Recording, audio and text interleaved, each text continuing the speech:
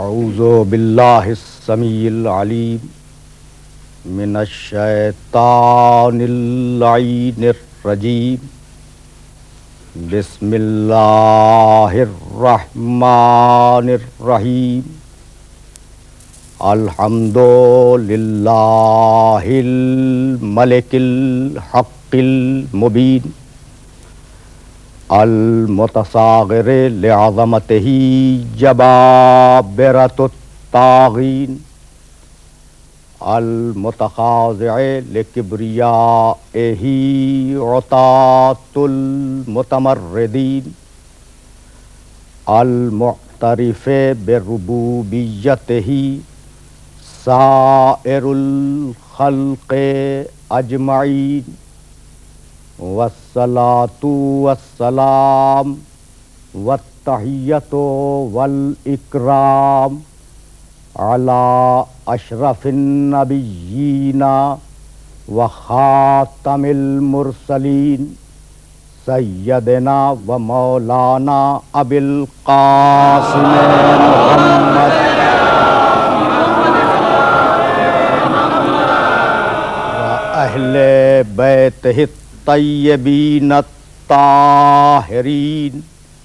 اما بعد فقد قال اللہ سبحانہ وتعالی فی محکم کتابہ المبین بسم اللہ الرحمن الرحیم تبارک الذی نزل الفرقان علی عبدہ لیکونا للعالمین نذیرا صلوات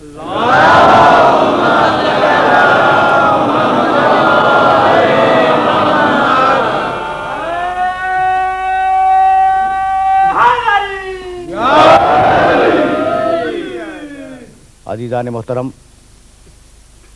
سورہ فرقان قرآن مجید کا 25واں سورہ ہے، اور اس معزز اور محترم اجتماع کے لیے اس سورے کی پہلی آیت کی تلاوت کا شرف حاصل کیا گیا۔ اس آیہ مبارکہ میں پروردگار عالم نے یہ ارشاد فرمایا کہ تبارک الذی، بابرکت ہے وہ اللہ کہ جس نے نزل الفرقان، نازل کیا قرآن مجید کو، علی عبدہ، اپنے بندے پر، لیکون للعالمین نذیرا، تاکہ وہ بندہ پوری کائنات کا ڈرانے والا اور پوری کائنات تک پیغام کو پہنچانے والا بن جائے۔ اس آیہ مبارکہ میں واضح طریقے سے جو بات کھل کر سامنے آتی ہے وہ بات یہ ہے کہ پروردگار نے قرآن کو نازل کیا اپنے عبد پر۔ یہ نہیں کہا کہ ہم نے قرآن کو نازل کیا محمد صلی اللہ علیہ وآلہ وسلم پر۔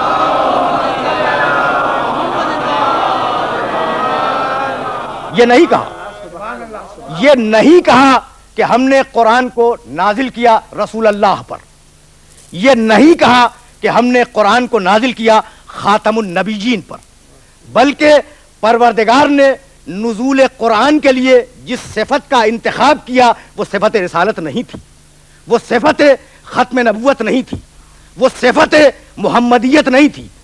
آواز دی کہ ہم نے قرآن کو نازل کیا اپنے بندے اور اپنے عبد پر۔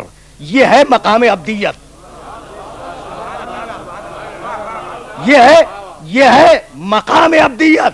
بھائی اگر عبدیت کی وسعتوں کا اندازہ لگائیں تو قرآن مجید میں مختلف مقامات پر پروردگار عالم نے عبدیت اور بندگی پر سیر حاصل گفتگو کی۔ سورہ مریم میں ارشاد فرمایا، 19واں سورہ قرآن مجید کا، ان کل من فی السماوات والارض الا آتی الرحمن عبدا، اس کائنات کا ذرہ ذرہ اللہ کی عبدیت میں ہے۔ ان کلو من فی السماوات والارض الا آتی الرحمن عبدا، کائنات کی، آسمان و زمین کی کوئی مخلوق ایسی نہیں ہے جو پروردگار کے دائرہ عبدیت سے باہر ہو.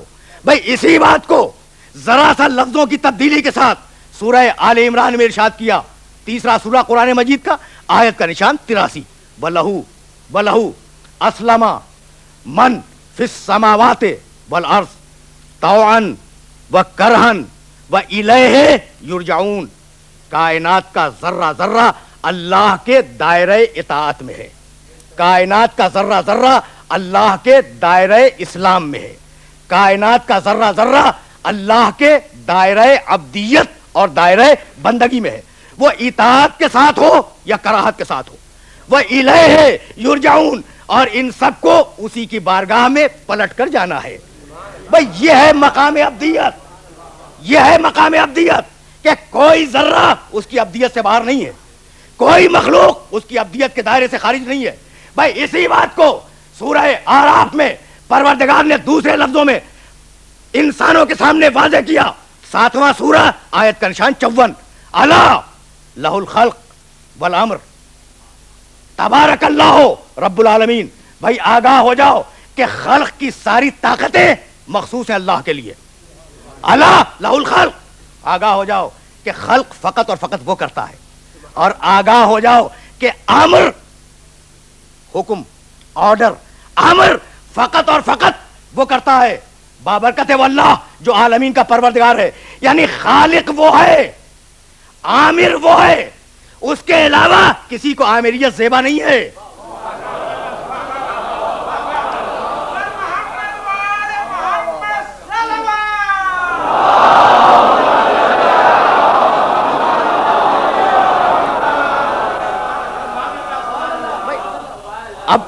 اب جبکہ فضاؤں کی گھٹن ختم ہو رہی ہے, اور اب جبکہ جمہوریت کے برگ و بار سرسبز ہو رہے ہیں, یہ بات زیادہ آسانی سے سمجھ میں آ سکتی ہے کہ خالقیت مخصوص ہے اس کے ساتھ, عامریت مخصوص ہے اس کے ساتھ. کسی کو حق عامریت پروردگار نے نہیں دیا. بھائی اپنے لیے امر کو مخصوص کیا, یعنی عامر وہ ہے, اب تم ہو. بھائی اگر یہ رشتہ سمجھ میں آ جائے تو بھائی عبدیت سمجھ میں آ جائے گی. وہ عامر مطلق ہے, تم اس کے بندے ہو. تم کس شان کے ساتھ اس کے بندے ہو؟ قرآن نے تمہاری تاریخ لکھی, قرآن نے تمہاری نفسیات پہ گفتگو کی, قرآن نے تمہارے فلسفہ حیات پہ گفتگو کی, قرآن نے تمہارے دلوں میں ڈوب کر, تمہارے دلوں کی گہرائیوں سے تمہاری تمناؤں کو نکال کر آیات قرآنی میں سمانے کی کوشش کی. بھائی سورہ والتین میں, بھائی اگر انسان سمجھ میں آ گیا اور انسان کی سرنوشت سمجھ میں آ گئی تو مجھے عبدیت تک جانے میں آسانی ہو جائے گی. بھائی قرآن نے انسان پر گفتگو کرتے ہوئے سورہ والتین میں ارشاد فرمایا, بسم اللہ الرحمن الرحیم, والتین والزیتون والطور سینین وہذا البلد الامین, لقد خلقنا الانسان فی احسن تقویم ثم رددناہ اسفل سافلین الا الذین آمنوا وعملوا الصالحات فلہم اجر غیر ممنون. قسم ہے درخت تین کی, انجیر کے درخت کی قسم, والزیتون, قسم ہے زیتون کے درخت کی, درخت انجیر کی قسم, درخت زیتون کی قسم, والطور سینین, قسم ہے کوہ طور کی, وہذا البلد الامین, اور قسم ہے اس امانت والے شہر, شہر مکہ کی امانت, وہذا البلد الامین, قسم ہے اس امانت والے شہر, شہر مکہ کی. قسمیں کھائیں اور اس کے بعد اب جواب قسم میں ارشاد کیا, لقد خلقنا الانسان فی احسن تقویم, ہم نے انسان کو احسن تقویم میں بنایا, بہترین شکل دی, بہترین مزاج دیا, عناصر میں بہترین اعتدال قائم کیا. جو ممکن خوبیاں ہو سکتی تھیں وہ ساری کی ساری ہم نے انسان کو ودیعت کر دی. یہ ہے احسن تقویم. لقد خلقنا الانسان فی احسن تقویم, ہم نے انسان کو احسن تقویم بنایا. ثم رددناہ اسفل سافلین, اور پھر ہم ہی نے اس انسان کو اسفل سافلین کی طرف ڈھکیل دیا. بنایا تو احسن تقویم بنایا, ڈھکیلا تو اسفل سافلین میں ڈھکیل دیا. تو اب بچنا چاہتے ہو اگر اسفل سافلین سے, پستیوں سے, تاریکیوں سے, گہرائیوں سے, تو اب بچنے کا فارمولہ یہ کہ الا الذین آمنوا وعملوا الصالحات, وہ جو ایمان لائے, جنہوں نے عمل صالح کیا, ہم انہیں پستیوں میں اور سافلین میں نہیں جانے دیں گے, ہم انہیں بچا لیں گے اور ان کے اجر کو مسلسل رکھیں گے. تو انسان احسن تقویم, انسان اسفل سافلین, یہ ہے سورہ 3. اور اب یہ تو انسان کے مزاج پہ گفتگو تھی نا, اور اب سورہ مومنون میں پروردگار نے انسان کے جسمانی تخلیق پہ گفتگو کی. لقد 23واں سورہ قرآن مجید کا, سورہ مومنون. لقد خلقنا الانسان من سلالۃ من طین ثم جعلناہ نطفۃ فی قرار مکین.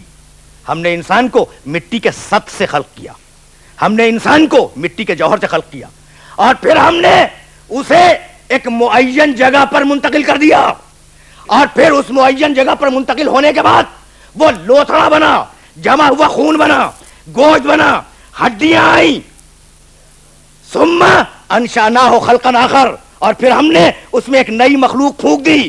فتبارک اللہ احسن الخالقین, پس بابرکت ہے وہ اللہ جو بہترین خلق کرنے والا ہے.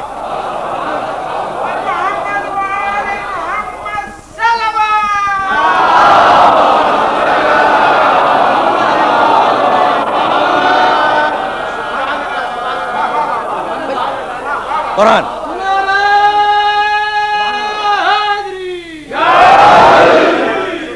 اب دیکھیے, قرآن انسانیت کے سلسلے میں اپنے بیانات دے رہا ہے. انسان احسن تقویم, انسان اسفل سافلین, انسان مٹی کے سط سے نکالا گیا, انسان قرار معین میں رکھا گیا, انسان کو مختلف درجات سے گزار کر اس دنیا میں بھیجا گیا. وہ سورہ والتین, یہ سورہ مومنون. اور اب سورہ احزاب 33واں سورہ قرآن مجید کا, آخری سے پہلی آیت.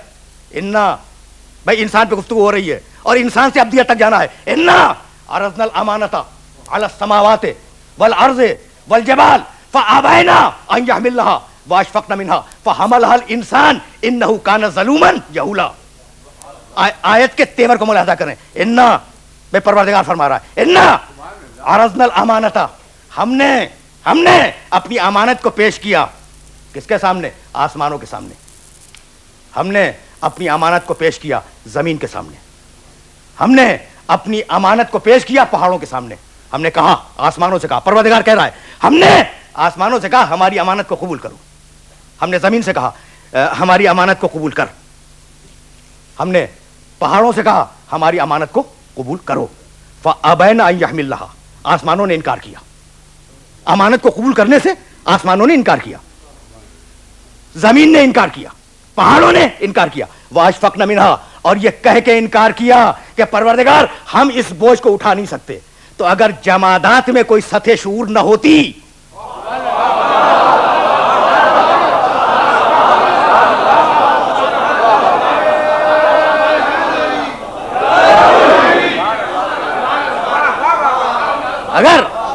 اگر جمادات میں کوئی سطح شعور نہ ہوتی تو یہ سوال و جواب محمل ہو جاتے.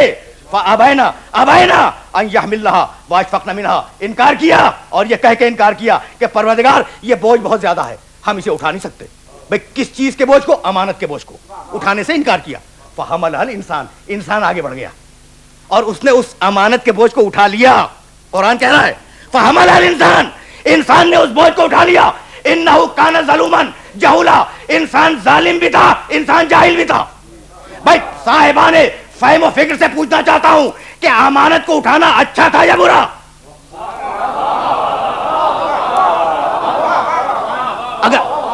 اگر برا تھا, اگر امانت کو اٹھانا برا تھا تو پروردگار نے یہ امانت پیش کیوں کی؟ اور اگر امانت کو اٹھانا اچھا تھا تو پروردگار نے انسان کی برائی کیوں کی, تعریف کیوں نہیں کی؟ کہہ دیتا انسان بڑا اچھا تھا, انسان بڑا اچھا تھا, انسان نے امانت کو اٹھا لیا. یہ نہیں ہے. فحملها الانسان, انسان نے اس امانت کو اٹھایا. انه کان ظلوما جہولا, انسان ظالم بھی تھا, انسان جاہل بھی تھا. تو یہ تعریف ہو رہی ہے یا مذمت؟ مذمت ہے نا بھائی.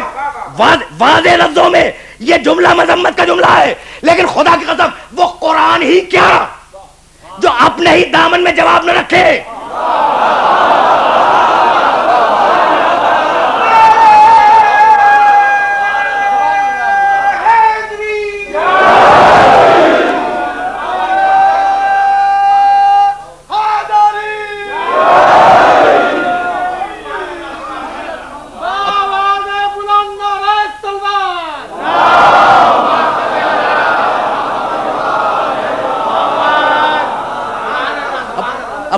ملاحظہ فرمائے ایک لفظ سے پروردگار نے ایک لفظ سے اس مسئلے کو حل کیا. انہو کانا ظلومن جہولا. کانا کے معنی تھا, وہ ظالم تھا, وہ جاہل تھا. یعنی امانت اٹھانے سے پہلے وہ ظالم بھی تھا اور جاہل بھی تھا, اور ادھر امانت اٹھائی, ظلم عدالت سے بدلا اور جہالت علم سے بدل گئی.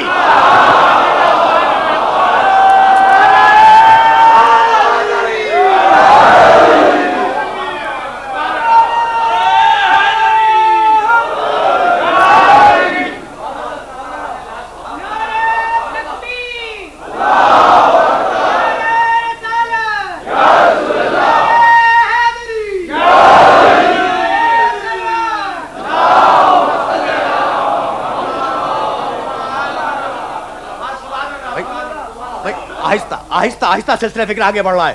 سورہ والتین انسان احسن تقویم, انسان اسفل سافلین.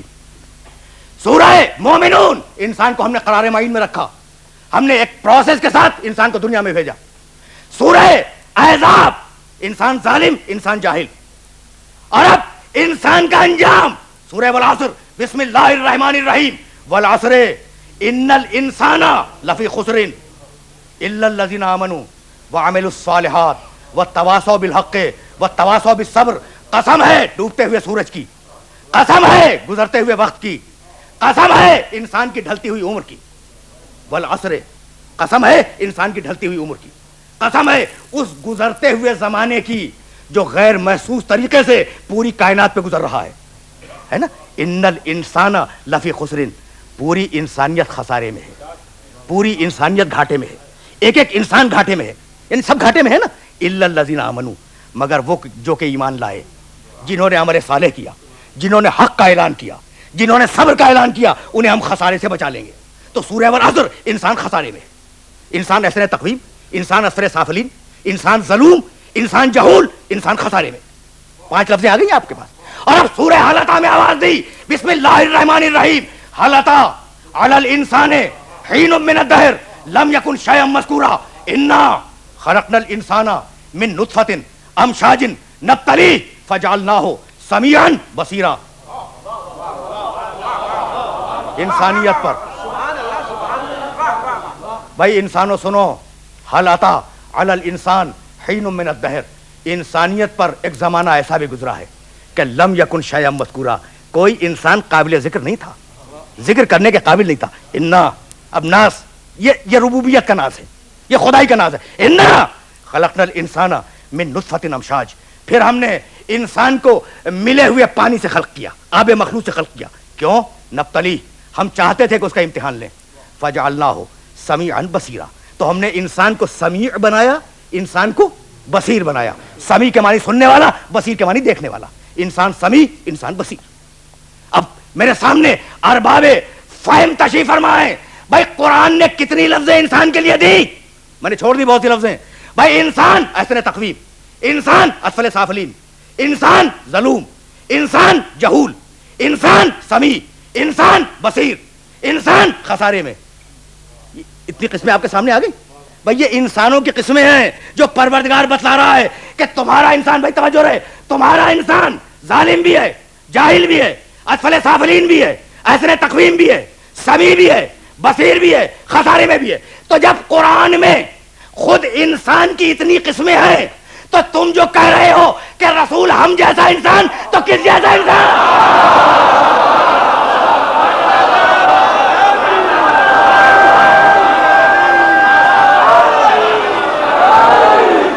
یہ ساری گفتگو آیات قرآنی کے حدود میں, جب اتنی قسمیں خود قرآن بیان کر رہا ہے کہ انسان ظالم بھی ہے, انسان جاہل بھی ہے, انسان احسن تقویم بھی ہے, انسان اسفل سافلین بھی ہے, انسان خسارے میں بھی ہے, انسان سمیع بھی ہے, انسان بصیر بھی ہے. تو جب اتنی قسمیں خود قرآن بیان کر رہا ہے تو تم نے جو کہا کہ بھائی رسول ہم جیسا انسان, تو کس جیسا ہے نا. تو بھائی تمہارے انسان اور ہیں, اس کا انسان اور ہے, تمہارے انسان اور ہیں, اس کا انسان اور ہے. وہ لوگ جو قرآن فہمی کا خصوصی ذوق رکھتے ہیں, اب ان کے لیے آیت پیش کر رہا ہوں. بھائی یہ تمہارے انسان ہیں جو ظالم بھی ہیں, جاہل بھی ہے, اثر تقویم بھی ہے, اسفل سافلین بھی ہے, خسارے میں بھی ہے, یہ تمہارے انسان ہے. اور اب اس کا انسان بسم اللہ الرحمن الرحیم الرحمن علم القرآن خلق الانسان علمہ البیان. اب قرآن مجید نے ایک تبصرہ کیا انسانیت پر. قرآن مجید نے جائزہ لیا انسانیت کا, اور ایک کلیدی لفظ پہ رک رہا ہوں, انا خلقنا الانسان, اب دیت تک جانا ہے, من نطفۃ امشاج نبتلیہ, ہم نے یہ طے کیا کہ ہم انسانیت کا امتحان لیں گے. کسی انسان کو امتحان سے ایگزمپٹ نہیں کریں گے, کسی انسان کو امتحان سے مستثنی نہیں کریں گے, پوری انسانیت کا امتحان لیں گے. نبتلی, بھئی غرض خلقت یہی ہے کہ انسان کا امتحان لیا جائے. غرض خلقت یہی ہے کہ انسان کا امتحان لیا جائے. تو پروردگار یہ تو طے ہو گیا کہ پوری انسانیت کا امتحان لینا ہے. اب اتنا بتلا دے کہ کن عنوانات پہ امتحان لے گا. بھئی وہ سبجیکٹس کیا ہیں, وہ عنوانات کیا ہیں جن پر امتحان لیا جائے گا. سورہ بقرہ میں ارشاد فرمایا وَلَنَبْلُوَنَّكُمْ بِشَيْءٍ مِنَ الْخَوْفِ وَالْجُوعِ وَنَقْصٍ مِنَ الْأَمْوَالِ وَالْأَنفُسِ وَالثَّمَرَاتِ وَبَشِّرِ الصَّابِرِينَ الَّذِينَ اذا اصابتهم مصیبۃ قالوا انا للہ وانا الیہ راجعون اولئک علیہم صلوات من ربہم ورحمہ واولئک هم المہتدون. ہم امتحان لیں گے. ولنبلونکم, ہم امتحان لیں گے, تم سب کا امتحان لیں گے. بشیء من الخوف والجوع, خوف سے بھی امتحان لیں گے, بھوک سے بھی امتحان لیں گے. خوف ڈر, جوع بھوک, یہ دونوں لفظ ذہن میں رہے, کلیدی لفظ ہیں. ہم تمہارا امتحان خوف سے لیں گے, ہم تمہارا امتحان بھوک سے لیں گے. وَلَنَبْلُوَنَّكُمْ بِشَيْءٍ مِنَ الْخَوْفِ وَالْجُوعِ وَنَقْصٍ مِنَ الْأَمْوَالِ وَالْأَنفُسِ وَالثَّمَرَاتِ, مال کا ضائع جانا, جان کا ضائع جانا, اولاد کا تلف ہو جانا, ہم تمہارا امتحان لیں گے. تو امتحان کے بنیادی عنوانات تو سمجھ میں آ گئے نا بھائی. سب سے اہم دو عنوانات, خوف کا امتحان, بھوک کا امتحان. اب عرض کروں, امتحان لے گا خوف سے, امتحان لے گا بھوک سے. اور اب وہی پروردگار جو کہتا ہے کہ میں خوف سے امتحان لوں گا, میں بھوک سے امتحان لوں گا, وہی پروردگار سورہ نحل میں ارشاد فرماتا ہے, ضرب اللہ, 16واں سورہ قرآن مجید کا, ضرب اللہ مثلا قریۃ کانت آمنۃ مطمئنۃ یاتیہا رزقہا رغدا من کل مکان فکفرت بانعم اللہ فاذاقہا اللہ لباس الجوع والخوف بما کانوا یصنعون. وہی دونوں لفظ ہیں, لباس الجوع والخوف. اللہ تمہارے سامنے ایک بستی کی مثال بیان کرتا ہے. ضرب اللہ مثلا قریۃ, ایک آبادی تھی, ایک بستی تھی, گاؤں تھا. کانت آمنتن مطمئنتن, اس گاؤں میں امن بھی تھا, اطمینان بھی تھا. امن سماجی, اطمینان گھر کا. کتنی آئیڈیل بستی ہے نا, کتنی آئیڈیل بستی ہے, کتنی مثالی بستی ہے. ضرب اللہ مثلا قریۃ کانت آمنۃ مطمئنۃ, اس بستی میں امن بھی تھا, اطمینان بھی تھا. یاتیہا رزقہا رغدا من کل مکان, اور پوری دنیا سے رزق کھنچ کر اس بستی میں آ رہا تھا. پوری دنیا سے رزق کھنچ کر اس بستی میں آ رہا تھا. اب ایک مثالی بستی کے 3 ہی عناصر ہوتے ہیں, معاشرے میں امن ہو, گھر میں اطمینان ہو, اور رزق کی ضمانت ہو.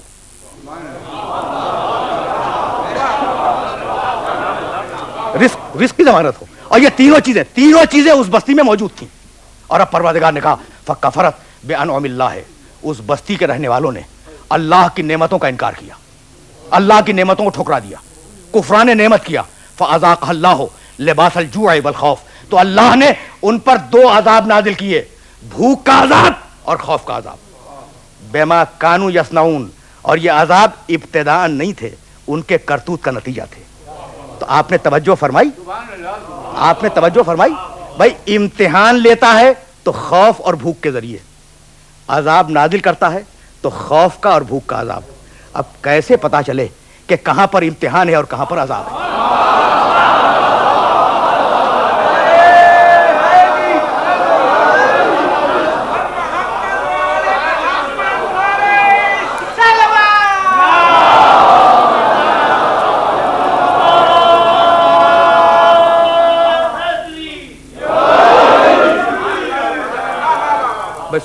سورہ بقرہ میں ارشاد کرتا ہے, ہم تمہارا امتحان لیں گے خوف اور بھوک کے ذریعے. اور سورہ نحل میں ارشاد فرماتا ہے ہم عذاب نازل کریں گے اگر کفران نعمت کرو گے، تو خوف اور بھوک کا عذاب۔ اب کیسے پتا چلے گا کہاں امتحان ہے کہاں عذاب ہے؟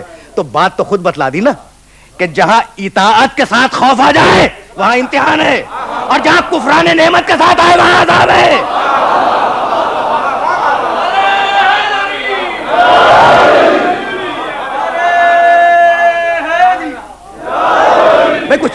کچھ بات واضح ہو رہی ہے۔ جہاں اطاعت کے ساتھ خوف آئے اور بھوک آئے وہاں امتحان ہے، اور جہاں کفران نعمت کے ساتھ بھوک اور خوف آ جائیں وہاں پر یہ بھوک اور خوف عذاب ہے۔ تو پروردگار وہ نعمت کیا ہے جس کے انکار سے اور جس کا ٹھکرا دینے سے تو ان دونوں عذابوں میں مبتلا کرتا ہے؟ اس کے فوراً بعد کی آیت کہ وہ نعمت کیا ہے؟ لقد جاءہم رسول منہم فکذبوہ فاخذہم العذاب وہم ظالمون۔ بھائی سنو، وہ جو نعمت ٹھکرائی نا انہوں نے، تو بات کل اتنی تھی کہ ہم نے ان کے پاس رسول بھیجا اور انہوں نے اس رسول کی تکذیب کر دی، ہم نے ان پر 2 عذاب مسلط کر دیے۔ تو کفران نعمت کا مطلب تکذیب رسالت۔ تو اب جہاں یہ 2 عذاب آ جائے سمجھو کہ رسالت محمد کی توہین ہو رہی ہے۔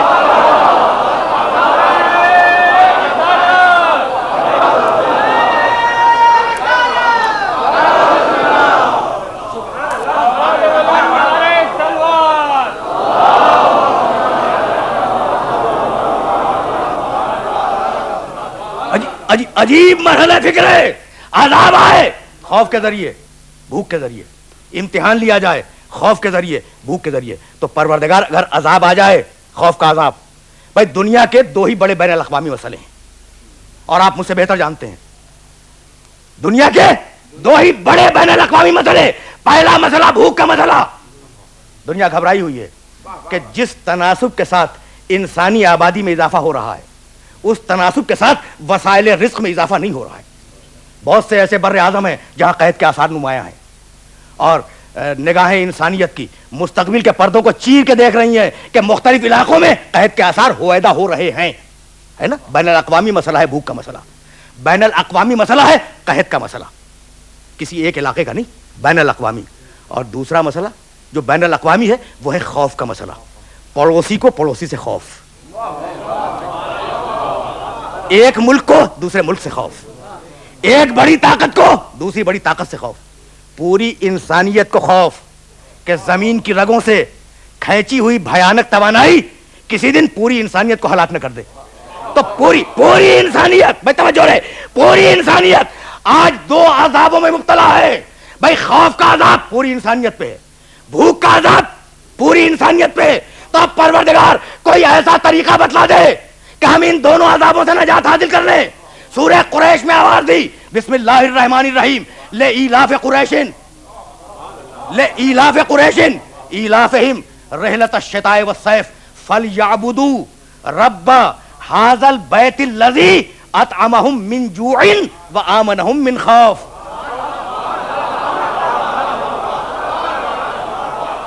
لإیلاف قریش، ہم قریش کو مانوس کرنا چاہتے ہیں۔ 30ویں پارے کا سورہ، ایلافہم رحلۃ الشتاء والصیف، وہ جو سفر کرتے ہیں نا تجارت کے، گرمیوں میں اور سردیوں میں، وہ امن کے ساتھ گزر جائیں۔ تو ہم چاہتے ہیں کہ اب قریش کو ایک اصول بتا دیں۔ بھائی کہا گیا قریش سے، سنایا گیا پوری انسانیت کو۔ قرآن کا کوئی جملہ رکتا نہیں ہے کسی مقام پر، قیامت تک جانے والی کتاب ہے نا۔ تو کہا گیا قریش سے، سنایا گیا پوری انسانیت کو کہ اب اصول سنو، اگر خوف اور بھوک سے بچنا ہے تو فارمولا سنو، فلیعبدوا رب ھذا البیت الذی اطعمہم من جوع وآمنہم من خوف۔ اس رب کی عبدیت کے دائرے میں آ جاؤ، اس رب کی، بھائی عبدیت تک بات آ گئی نا، اس رب کی عبدیت کے دائرے میں آ جاؤ جس نے قریش کی بھوک کو رزق سے بدلا تھا اور قریش کے خوف کو امن سے بدلا تھا۔ تو اگر تم اس کی عبدیت کے دائرے میں آ گئے تو تمہاری بھوک بھی ختم ہو جائے گی، تمہارا خوف بھی ختم ہو جائے گا۔ بھائی اب عبدیت کا مرتبہ سمجھ میں آیا، عبدیت کا مزاج سمجھ میں آیا۔ بھائی عبدیت وہ شے ہے، عبدیت وہ شے ہے کہ اگر انسان اللہ کی بندگی کے دائرے میں آ جائے تو ان سارے مسائل سے بچ جائے جو مسائل آج پوری انسانیت کو پریشان کیے ہوئے ہیں۔ اور مجھے جملہ کہنے کی اجازت دیجیے کہ دولت پہ ناز اچھا نہیں ہے، ثروت پہ ناز اچھی شے نہیں ہے، اقتدار پہ ناز کرنا اچھا نہیں ہے، کرسی کسی کا ساتھ نہیں دیتی.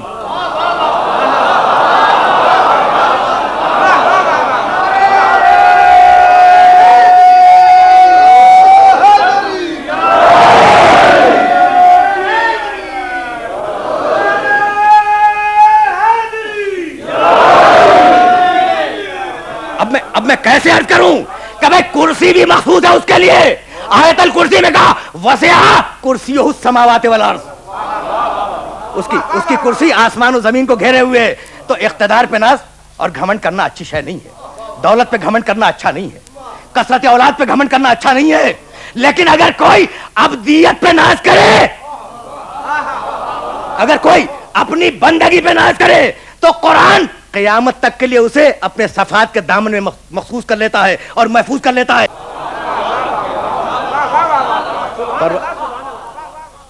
بھائی ہے ہم میں کوئی ایسا جو اپنی بندگی پہ ناز کر سکے؟ ہے تو سب بندے.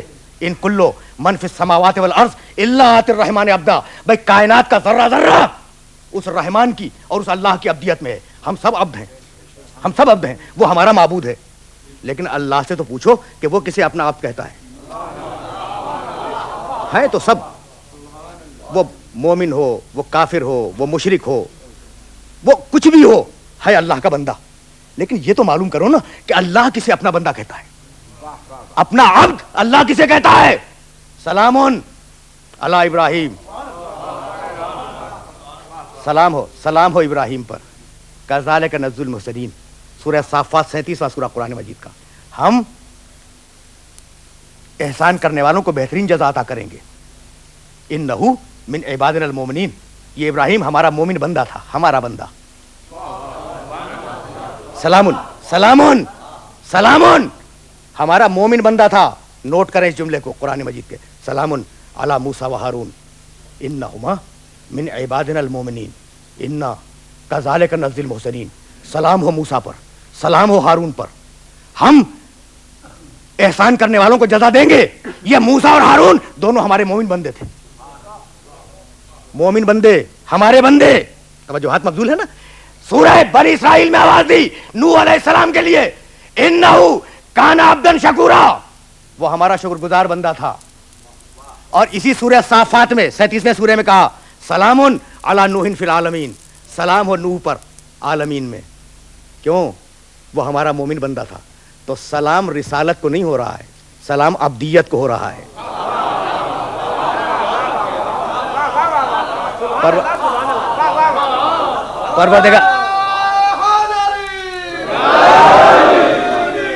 پروردگار جو سلام کر رہا ہے نا، یہ ہمارے رسول تھے، یہ ہمارے صاحبان کتاب تھے، یہ ہمارے صاحبان شریعت تھے. نہیں، یہ ہمارے مومن بندے تھے، یہ ہمارے شکر گزار بندے تھے. ہم سلام کر رہے ہیں، عبدیت کو سلام ہے. بھائی بندگی اگر کمال پہ آ جائے تو وہ سلام کرے. اگر بندگی عبدیت کمال پہ آ جائے تو پروردگار سلام کرے. بھائی عبد مومن نوح، عبد مومن ابراہیم، عبد مومن موسیٰ، عبد مومن عیسیٰ، ہارون. لیکن کچھ اور لفظیں بھی قرآن نے استعمال کی. ابھی عرض کیا نوح عبد شکور، شکر گزار بندے. یوسف علیہ السلام انہو من عبادنا المخلصین، سورہ یوسف، ہمارا صاحب اخلاص بندہ تھا. عیسیٰ علیہ السلام ان ہوا الا عبد انعمنا علیہ وجعلناہ مثلا لبنی اسرائیل. عیسیٰ ہمارا بندہ تھا، ہم نے اس پہ اپنی نعمت اتاری.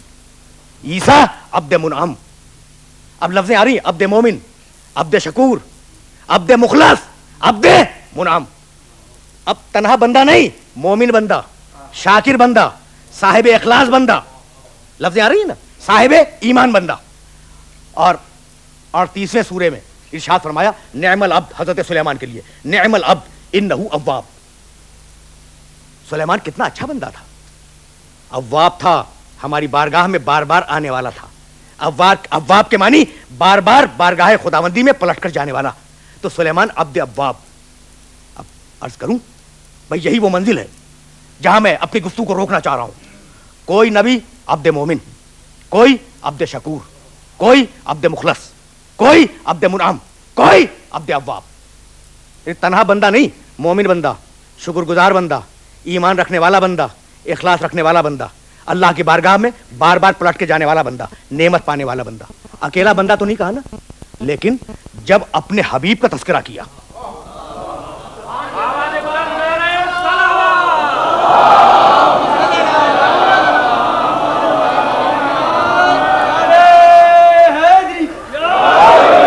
بھائی جب خاتم النبیین کا تذکرہ ہوا تو اس شان کے ساتھ ہوا, بسم اللہ الرحمن الرحیم, تبارک الذی نزل الفرقان علی عبدہ.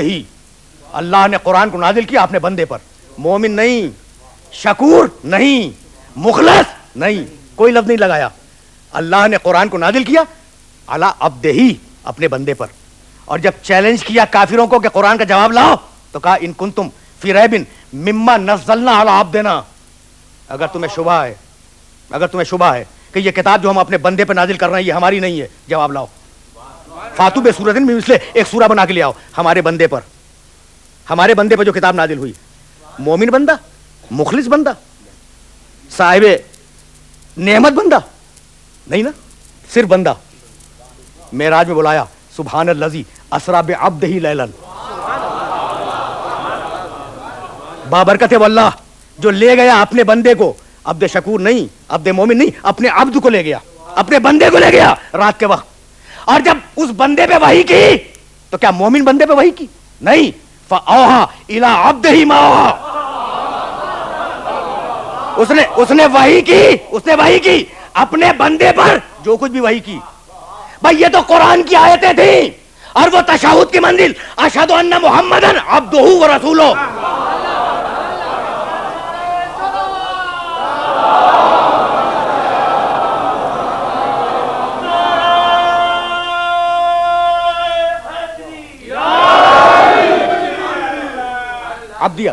عبدیت پہلے, رسالت بعد میں. اب عبدیت کی شان سمجھ میں آئی. اب میں پوچھوں اپنے سارے محترم سننے والوں سے کہ بھائی نوح کو کہا عبد شکور, صفت بڑھانا اچھا ہے نا, صفت سے فضیلت بڑھ جاتی ہے. تو نوح کو تنہا عبد نہیں کہا, شکور, شکر کرنے والا بندہ. یوسف علیہ السلام عبد مخلص, اخلاص رکھنے والا بندہ. موسیٰ, ہارون, ابراہیم علیہ السلام عبد مومن, ایمان رکھنے والے بندے. سلیمان علیہ السلام عبد اواب, بار بار اس کی بارگاہ میں پلٹ کے جانے والا بندہ. کون؟ سلیمان. عیسیٰ علیہ السلام عبد منعم, ان ہوا الا عبد انعمنا علیہ, ہم نے, وہ ایسا بندہ تھا کہ ہم نے اس پر نعمت نازل کی. اور جب حبیب کا ذکر, صرف بندہ, کچھ نہیں, صرف بندہ ہے نا. تو کیا یہ مرتبے کو اور فضیلت کو گھٹایا جا رہا ہے؟ کیا ان پیغمبروں کی فضیلتیں زیادہ تھیں کہ ان کی صفتیں شکر کے ساتھ آئیں, ایمان کے ساتھ آئیں, اخلاص کے ساتھ آئیں, اوابیت کے ساتھ آئیں, اور محمد فقط بندہ؟ تو بھائی بات کل اتنی ہے کہ تلک الرسل فضلنا بعضهم علی بعض, بعض رسولوں کو بعض پر اللہ نے فضیلت دی ہے. تو کسی میں شکر زیادہ تھا دوسروں کی نسبت, کسی میں اخلاص زیادہ تھا دوسروں کی نسبت, کسی میں ایمان زیادہ تھا دوسرے رسولوں کی نسبت. تو جس میں زیادہ تھا اسے اس صفت کے ساتھ ممتاز کیا. اب رسولوں میں ایک رسول ایسا آیا جس کا شکر بھی کمال پر, ایمان بھی کمال پر, اخلاص بھی کمال پر. سارے رسولوں کے ساتھ صفتیں ہیں, ہمارے نبی کے ساتھ صفتیں ہٹائیں. بھائی کتنی صفتیں بڑھائے گا قرآن؟ کوئی ایک ہو تو بڑھائے, ہے نا. تو آخر بات کیا ہے بھائی؟ قرآن دو طریقوں سے خطاب کرتا ہے, دو طریقوں سے رسول کا ذکر کرتا ہے. یا ایھا المزمل, یا ایھا المدثر, پیار ہے, رنگینی ہے, محبت ہے. اے کملی اوڑھنے والے, اے چادر اوڑھنے والے, طٰہٰ, اے طیب و طاہر, یاسین, اے سید و سردار. کتنی محبت ہے, کتنا پیار ہے. اور دوسرا طریقہ بہت ہی صاف اور سیدھا, علی عبدہ, ہم نے قرآن کو نازل کیا بندے پر, ہم نے اس پر وحی کی. کس پر؟ بندے پر. ہم نے معراج میں بلایا کسے؟ بندے کو. اب پیار نہیں ہے, رنگینی نہیں. تو بات کیا ہے بھائی؟ بات کل اتنی ہے کہ ایک دن پروردگار نے اپنے حبیب سے کہا کہ حبیب مانگ جو چاہے مانگ. حبیب جو چاہتا ہے آج وہ مانگ لے, میں دوں گا. اب پروردگار اور حبیب کے درمیان کی گفتگو ہے. آج جو مانگنا چاہتا ہے وہ مانگ لے. کیا مانگے حبیب؟ بھائی جس کے پاس سب ہو وہ کیا مانگے؟ جس کے پاس سب ہو. بھائی ابراہیم ہوتے, اگر ابراہیم سے کہا جاتا کہ مانگو جو مانگنا چاہو, کہتے دکھلا دے مردوں کو کیسے زندہ کرتا ہے. سلیمان ہوتے کہتے حکومت دے دے. موسیٰ ہوتے کہتے جلوہ دکھلا دے. لیکن جس کے پاس سب ہو وہ کیا مانگے؟ یعنی کتنا نازک مرحلہ ہے. جس کے پاس سب ہو وہ کیا مانگے؟ اگر نہ مانگے تو بے نیازی ہے, اور جہاں بے نیازی آ جائے عبدیت کے خلاف ہے.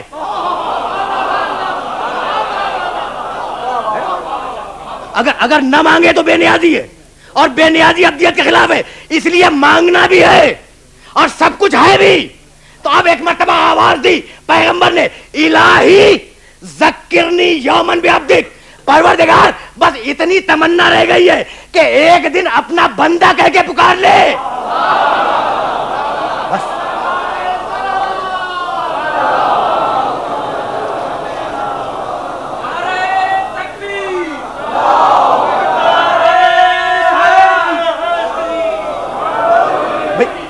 اب کچھ بات واضح ہوئی کہ یہ مقام بندگی کیا ہے. جہاں خاتم النبیین جیسی اولو العزم شخصیت یہ کہے کہ پروردگار ایک دن مجھے اپنا بندہ کہہ کے پکار لے, تو اب پروردگار نے بھی طے کیا کہ معراج میں رسول کو نہیں بلاؤں گا, بندے کو بلاؤں گا, اور قرآن نازل کروں گا رسول پہ نہیں بندے پہ نازل کروں گا, ہے نا. یہ ہے شان بندگی کی. اب میں کیسے عرض کروں کہ بھائی وہی بندگی اگر آگے بڑھ جائے, اگر امت تک آ جائے, اگر وہی بندگی امت تک آ جائے ظرف کے مطابق, تو شاعر مشرق آواز دیں, متائے, بھائی شاعر مشرق نے عجیب شعر کہا, متائے بے بہا ہے درد و سوزے آرزو مندی. آرزو مندی کا سوز, آرزو مندی کا درد, آرزو مندی کی کسک, آرزو مندی کی تڑپ, یہ متائے بے بہا ہے, بیش قیمت متاع ہے, اس کی کوئی قیمت لگائی نہیں جا سکتی. متائے بے بہا ہے درد و سوز آرزو مندی, مقام بندگی دے کر نلو شان خداوندی. دیکھیے یعنی اقبال نے کس بلندی پہ جا کے گفتگو کی, اس کی وضاحت کے لیے بڑا وقت درکار ہے. متائے بے بہا ہے درد و سوز آرزو مندی, مقام بندگی دے کر نلو شان خداوندی. یعنی اقبال شان خداوندی پہ راضی نہیں ہے, اپنی بندگی پر ناز کرتے ہیں. تو اب مجھے کچھ نہیں معلوم, یعنی اقبال کہنا یہ چاہتے ہیں کہ مجھے شان خداوندی نہیں چاہیے, میں بندگی پہ ناز کرتا ہوں. اب مجھے نہیں معلوم کہ اقبال کی نگاہ میں کون سی ایسی شخصیت تھی جس کو دیکھ کے اقبال نے یہ کہا, لیکن اتنا جانتا ہوں کہ تاریخ اسلام میں ایک گزرا جس نے نصیریوں سے ملنے والی خدائی ٹھکرا دی, بندگی پہ قیامت تک راضی رہا.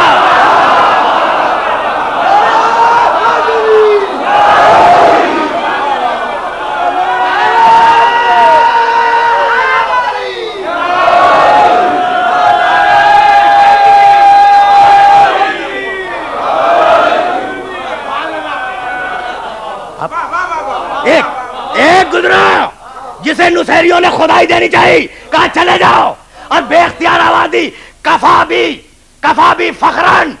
بھائی عجیب و غریب جملہ ہے علی کا, کفا بھی فخرن ان تکون لی ربا, میرے فخر کے لیے پروردگار یہ بہت ہے کہ تو میرا رب ہے. بھائی خدا کی قسم یہ علی ہی کہہ سکتے تھے, کفا بھی فخرن ان تکون لی ربا, میرے فخر کے لیے یہ بہت کافی ہے کہ تو میرا رب ہے. وہ کفا بھی عزن ان اکون لک عبدا, اور میری عزت کے لیے یہ کافی ہے کہ میں تیرا عبد ہوں, میں تیرا عبد ہوں, کچھ اور نہیں ہوں. تو جب بندگی اس کمال پہ آ جائے تو فضیلتوں کی تلاش میں جانا نہیں پڑتا, فضیلتیں خود آتی ہیں. بس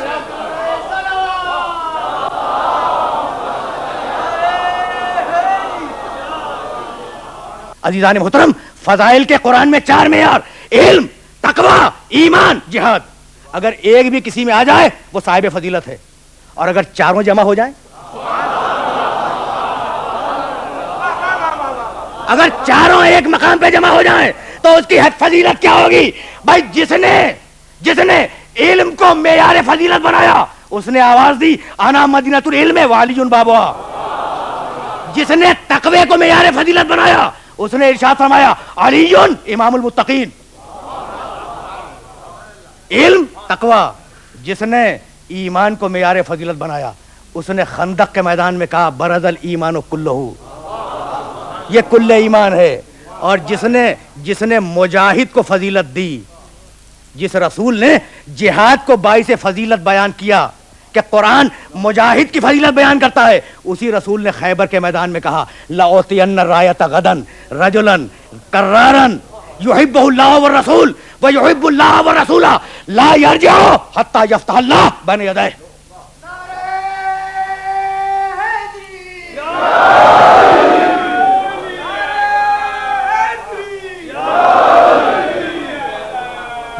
یہ ہے منزل ابدیت, یہ ہے کمال بندگی کی منزل.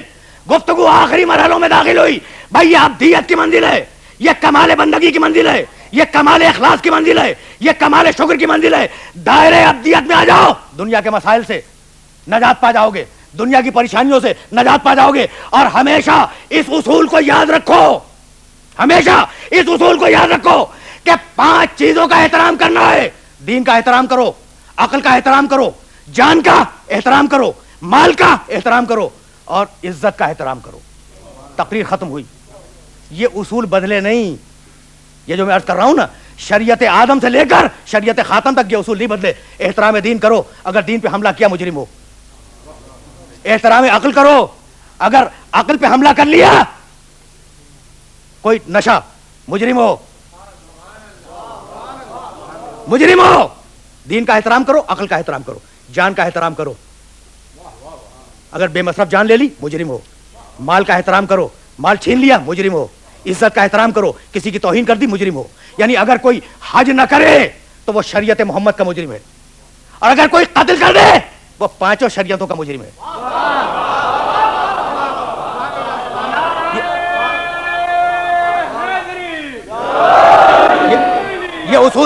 یہ اصول بدلا نہیں, یہ کبھی اصول بدلے نہیں, یہ اصول کبھی نہیں بدلے. یعنی میں عرض کرنا چاہ رہا ہوں کہ دین پہ حملہ ہر شریعت کا جرم ہے, عقل پہ حملہ ہر شریعت کا جرم ہے, جان پہ حملہ ہر شریعت کا جرم ہے, مال پہ حملہ ہر شریعت کا جرم ہے, عزت پہ حملہ ہر شریعت کا جرم ہے. اور اب ان اصولوں کی روشنی میں اس سربراہ کے کردار کو دیکھیں جس کے خلاف حسین ابن علی نے قیام کیا ہے نا. دین کے خلاف شیر کہتا تھا, دین کا مجرم تھا. شراب پی رہا تھا, عقل کا مجرم تھا. قتل کروائے, انسانیت کا مجرم تھا. مال چھنوائے, در بدر پھرایا, توہین بھی ہے, غصب مال بھی ہے, قتل بھی ہے, شراب خواری بھی ہے, دین کی توہین بھی ہے. 5 جرم جمع ہے یا نہیں؟ تو وہ کسی ایک شریعت کا مجرم نہیں تھا. وہ سربراہ جس کے خلاف حسین قیام کر رہے تھے وہ کسی ایک شریعت کا مجرم نہیں تھا, وہ 5 شریعتوں کا مجرم تھا. حسین نے اس سربراہ کی سیرت کو چلنے نہیں دیا. حسین ٹکرا گئے اور اس کی سیرت کو حسین نے تباہ و برباد کر دیا. یعنی اگر اس کی سیرت چل جاتی تو 5 شریعتیں برباد ہو جاتی. حسین نے ٹکرا کے 5 شریعتوں کی حفاظت کی. بھائی اسی لیے تو کہتے ہیں کہ حسین تنہا وارث محمد نہیں ہے, وارث آدم بھی ہے, وارث نوح بھی ہے, وارث ابراہیم بھی ہے, وارث موسیٰ بھی ہے, اور وارث عیسیٰ بھی ہے. اٹھے حسین ابن علی, اور ایک مرتبہ گہری نظروں سے دیکھا پورے معاشرے کو, اور جتنی بھی اقوام تھیں اور جتنے قبیلے تھے بڑے بڑے پورے ملک عرب میں, ان سے نمائندگیاں لیں تاکہ جمہوریت کا ایک مزاج بنے. ہر بڑے قبیلے سے حسین ابن علی کے پاس نمائندگیاں موجود تھیں, اور یہ کہتے ہوئے مدینے سے چلے, ان کانا دین و محمد لم یستقیم الا بقتلی یا سیوف و خزینی. اگر محمد کا دین میرے قتل کے بغیر نہیں بچ سکتا تو تلواروں آؤ اور مجھے ٹکڑے ٹکڑے کر دو.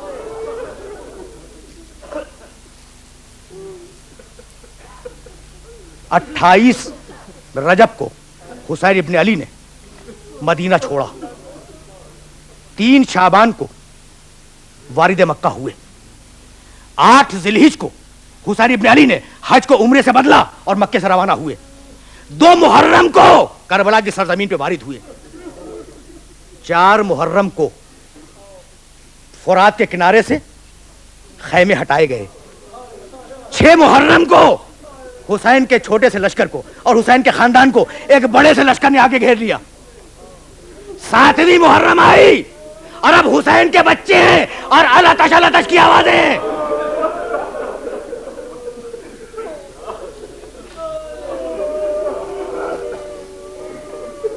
شب عاشور آئی, کچھ گئے کچھ رکے,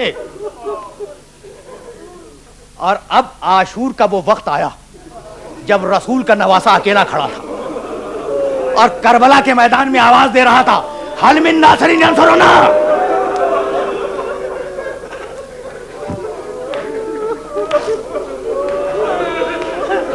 حل من ناصر ینصرنا, حل من مغیث یغیثنا, حل من ذابن یذب عن حرم رسول اللہ، ہے کوئی ہماری مدد کو آنے والا، ہے کوئی ہمارے استغاثے پہ لبیک کہنے والا، ہے کوئی حرم رسول کی حفاظت کرنے والا؟ یہ کہہ کے اتمام حجت کیا حسین نے، اور ایک مرتبہ تلوار کھینچی، اور تلوار کھینچنے کے بعد فوج پہ حملہ کیا۔ کہتے جاتے ہیں کہ اب بھوکے کی جنگ دیکھو، اب بھوکے کی جنگ دیکھو، اب پیاسے کی جنگ دیکھو، اب اس کی جنگ دیکھو جس کا جوان بھائی مارا گیا، اب اس کی جنگ دیکھو جس کا جوان بیٹا مارا گیا، اب اس کی جنگ دیکھو جس نے اپنے 6 مہینے کے بچے کی قبر اپنی تلوار سے کھودی ہے۔ فوجیں دور دور بھاگ گئی۔ حسین اکیلے میدان میں کھڑے ہیں کہ ایک مرتبہ کسی آواز نے متوجہ کیا کہ حسین اب جنگ کا ہنگام نہیں ہے، حسین تلوار کو نیام میں رکھو۔ یہ کہہ کے تلوار نیام میں رکھی کہ یا ایتھا النفس المطمئنہ ارجعی الی ربک راضیۃ مرضیہ، یا ایتھا النفس المطمئنہ ارجعی الی ربک راضیۃ مرضیہ فادخلی فی عبادی وادخلی جنتی۔ اے صاحب نفس مطمئن، واپس آ جا اپنے رب کی بارگاہ میں، رضا کے ساتھ آ، مرضی کے ساتھ آ، اور اللہ کی عبدیت کے دائرے میں رہنے والوں میں شامل ہو جا۔ تلوار رکھی، حسین بن علی نے تلوار نیام میں رکھی، سر کو جھکا کر بیٹھ گئے، اور اب چار طرف سے 4 حملے ہوئے، کہیں سے پتھر آئے، کہیں سے تیر آئے، کہیں سے نیزے آئے، کہیں سے تلواریں آئی۔ میرا مولا زخمی ہوتا چلا۔ ایک مرتبہ حسین بن علی گھوڑے سے زمین پہ آئے، جب گھوڑوں کی بھگدڑ مچی تو شہزادی زینب نے سید سجاد کو ہلایا اور کہا بیٹا ذرا باہر تو دیکھنا کیسا شور ہے۔ خیمے کا پردہ اٹھایا، کہا السلام علیکم یا ابا عبداللہ۔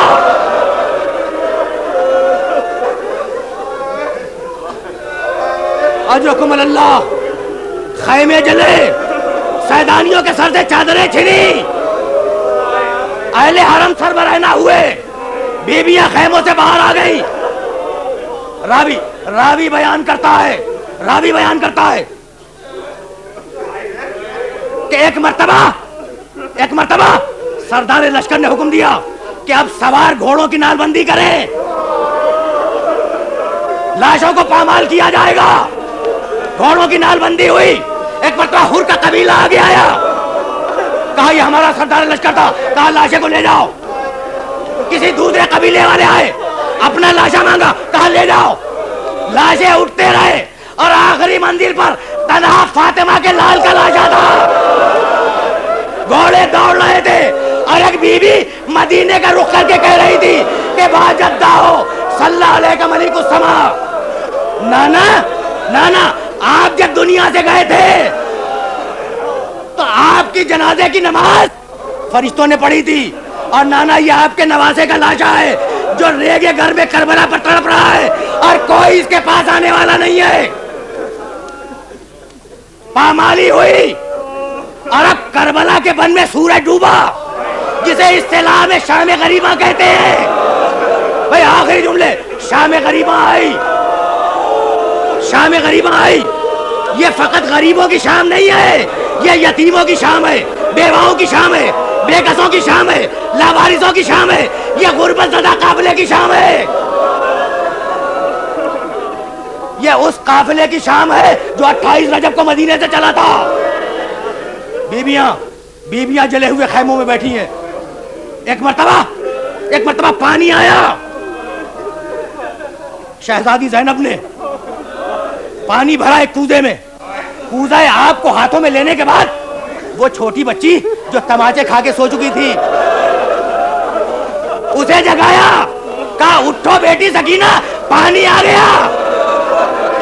بچی اٹھی، کہا پھوپھی اماں پہلے آپ پی لیں، کہا نہیں بیٹی تو پی، کہا نہیں پھوپھی اماں پہلے آپ پیے۔ ایک مرتبہ بچی نے کہا پھوپھی اماں پہلے آپ پیے، جواب میں شہزادی نے کہا کہ بیٹی دستور یہ ہے کہ جو چھوٹا ہو وہ پہلے پیے۔ بس یہ سننا تھا کہ بچی نے کوزہ آپ کو ہاتھ میں لیا، چلی مقتل کی طرف، کہا سکینہ کہاں جا رہی ہو؟ تو رو کے کہا پھوپھی اماں میرا اصغر مجھ سے بھی چھوٹا